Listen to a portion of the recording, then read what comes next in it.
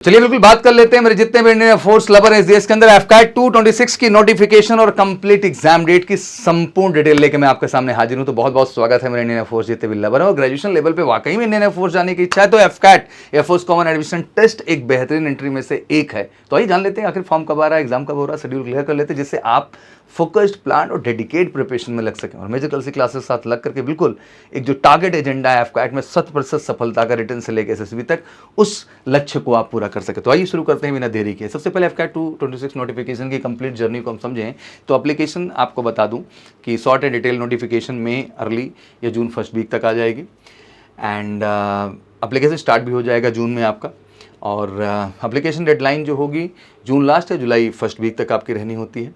फिर application corrections भी आपके ओपन होंगे, 1-2 दिन का समय मिलेगा। एडमिट कार्ड ऑब्वियसली जुलाई में ही अपडेट हो जाएगा अगर जुलाई में डेट्स है, नहीं तो अगर अगस्त में डेट लगती है तो आपका अगस्त में अपडेट हो जाएगा।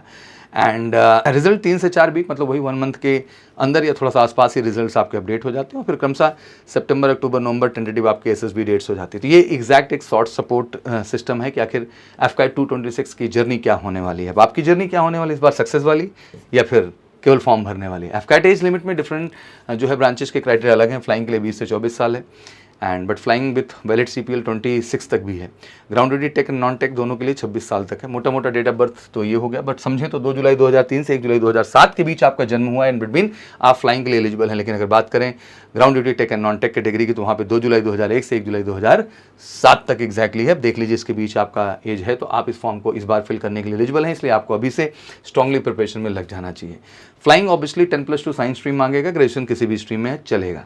ग्राउंड ड्यूटी टेक्निकल बीटेक वालों के लिए, ground duty non tech 60% graduation में तो हर जगह चाहिए एग्जैक्टली, बट यहाँ आप किसी भी स्ट्रीम से कर रखे हैं ग्रेजुएशन आप एलिजिबल हैं ग्राउंड ड्यूटी नॉन टेक के लिए। बट टेक्निकल के लिए ओनली बीटेक और फ्लाइंग के लिए ध्यान रखिएगा 10+2 मैथ फिजिक्स जरूरी है और ग्रेजुएशन में आप किसी भी स्ट्रीम से हों आप इस फॉर्म को भर सकते हैं। अक्सर कन्फ्यूजन रहता है कि सर फ्लाइंग के लिए क्या बीटेक जरूरी है, नहीं, आप 10+2 साइंस स्ट्रीम हो, you are eligible. Exam written CBT based है, फिर उसके बाद रिटन क्लियर होगा कट ऑफ के आधार पे। इस बार तो कट ऑफ काफ़ी लो गया और ये मेंटेन रहेगा अगर ऐसी अच्छी तैयारी नहीं होगी तो। एफएसबी की obviously screening, psychology, GTU interview complete और मेडिकल के साथ फिर कंबाइंड मेरिट आती है और इस तरह से आप फाइनली इंडियन एयरफोर्स में फर्दर डुंडीगल हैदराबाद में अपनी ट्रेनिंग प्रक्रिया के लिए कंटिन्यू करते हैं।